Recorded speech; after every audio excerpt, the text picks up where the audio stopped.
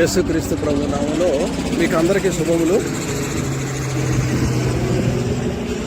మనం ఇప్పుడు యొప్పే ఓడరేవు ప్రదేశంలో ఉన్నాం. ఏ ప్రదేశంలో అయితే యోనా కేవు ఇచ్చి తర్షీష్కి పాడిపోవాలని తలంచి ఓడరేవు నుండి తర్షీష్కి వెళ్ళిపోవడానికి ప్రయత్నం చేశాడో దేవుని సన్నిధిలో నుండి ఆ ప్రదేశంలో ఉన్నాం. ఇది యొప్పే ఓడరేవు.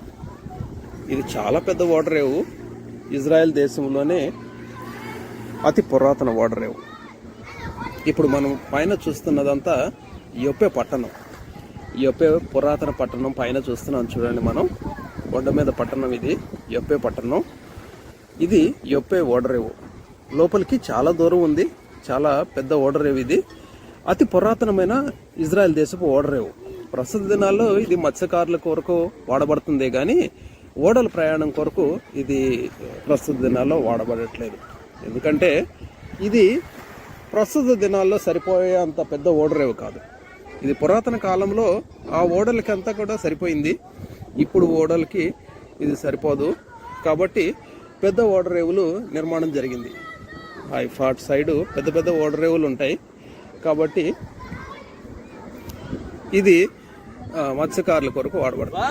ఇప్పుడు మనం పురాతన యొప్పే పట్టణం అనగా ఈ ప్రస్తుత దినాల్లో దీని పేరు యాఫో అంటారు, లేదంటే జాఫా అంటారు. ఈ ప్రదేశంలో మనం పురాతన కాలపు యొప్పే పట్టణంలో గృహ సముదాయాన్ని చూద్దాం. వీధులు అవన్నీ చూద్దాం. ఇక్కడ మనం బోర్డులో చూస్తున్నారు చూడండి. ఇది ఓల్డ్ జాఫా. ఓల్డ్ జాఫా అంటే పురాతన కాలపు గృహ సముదాయాన్ని మనం చూడగలుగుతాం. వీధులు అవన్నీ చూడగలుగుతాం. ఇది ఓల్డ్ సిటీలోకి వెళ్తున్నాం ఇప్పుడు మనం, అనగా అతి పురాతనమైన సిటీ ఇది. మనం బయట చూసిందంతా ప్రస్తుత దినాల్లో డెవలప్ అయిన సిటీ. ఇక్కడ ప్రాముఖ్యంగా 2 సంగతులు జరిగినాయి. ఈ ప్రదేశంలో చర్మకారుడైన సీమోని ఇల్లు ఉంది.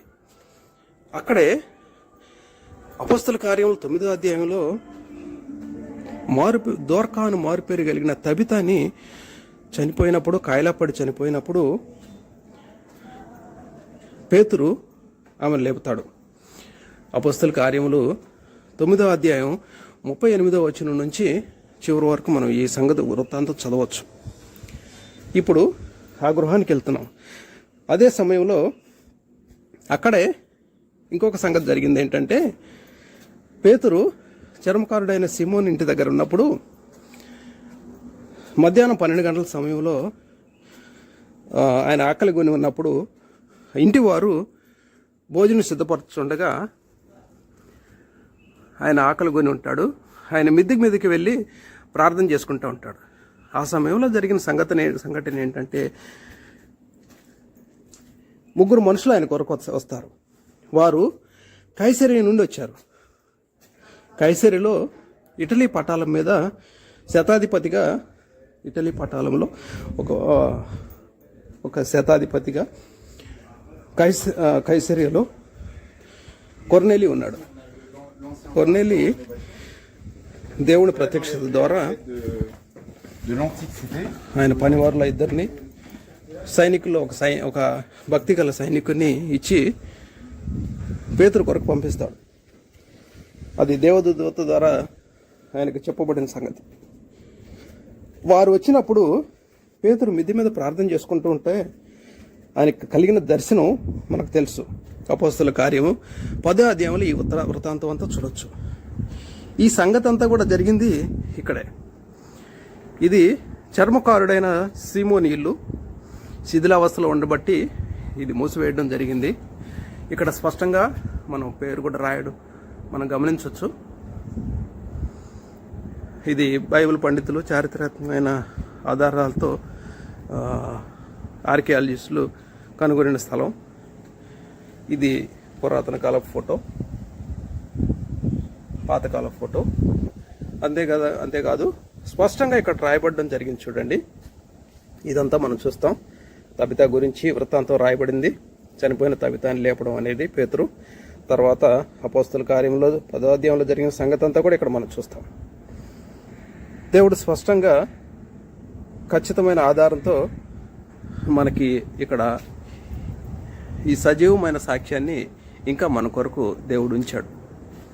మన బైబిల్ గ్రంథం ఎలాంటిదంటే ఆకాశం భూమి గతించినా కానీ దేవుని మాటలు గతించవు. కావున ఈ సంగతులు చూసినప్పుడు దేవుణ్ణి మహింపరచకుండా ఉండలేం మనం. దేవుడు సర్వాధికారి అయిన దేవుడు తన సొంత రక్తంతో మనల్ని కొనుక్కొని ఈ ప్రత్యక్షతలోకి తీసుకొచ్చాడు మనల్ని. లేదంటే మన జీవితాలు ఏమైపోయాయో.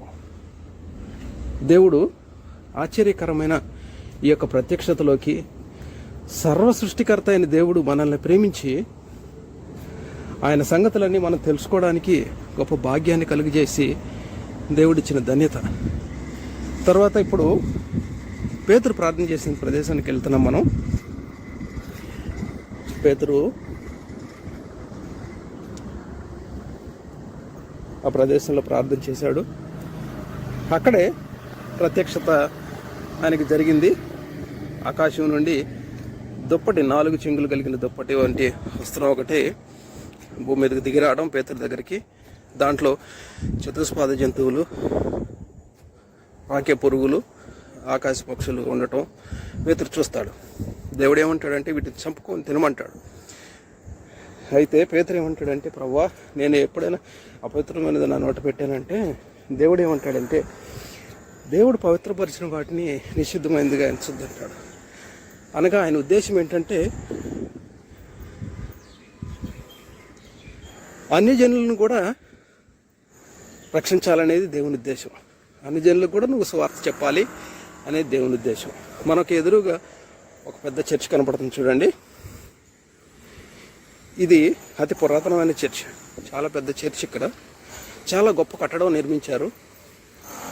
ఎందుకంటే ఈ కట్టడాలు ఈ విధంగా నిర్మాణాలు లేకపోయి ఉన్నట్లయితే ఈ ప్రదేశాలన్నీ మరుగు చేయబడాయి, కనుమరుగైపోయాయి.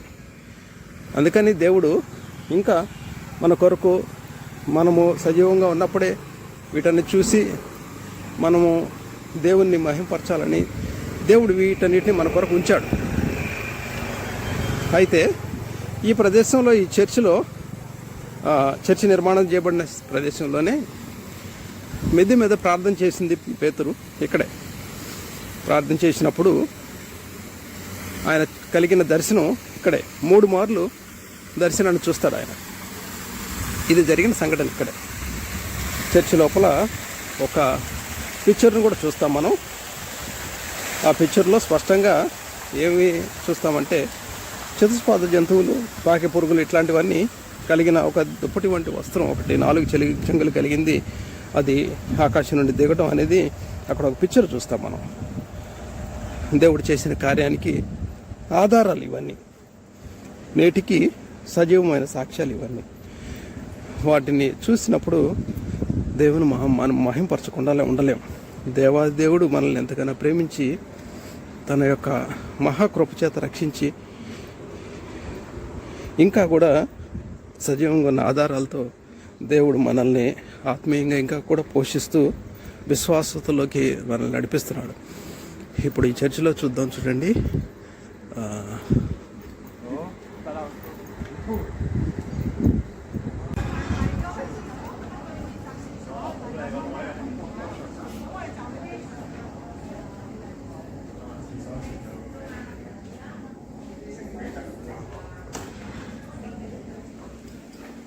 ఇక్కడ ప్రాముఖ్యంగా 2 ముఖ్యమైన సంగతులు మనం ఈ ప్రదేశంలో గ్రహించాలి. ఈ ప్రదేశాన్ని బట్టి, ఇక్కడ జరిగిన సంగతులను బట్టి 2 ప్రాముఖ్యమైన ఆత్మీయ సంగతులు మనం తెలుసుకోవాలి, నేర్చుకోవాలి. మొదటిగా పేతురు చేసిన అద్భుతం, చనిపోయిన స్త్రీని లేపడం ఎంతో విశ్వాస సహితమైన కార్యం. అది అసాధారణమైన విశ్వాసం. అది విశ్వాసంతో ప్రార్థన చేసినప్పుడు అద్భుతాలు జరుగుతాయి. రెండవది కైసరియలో కొర్నేలి ప్రార్థన. ఇది కూడా అసాధారణమైన సంగతి.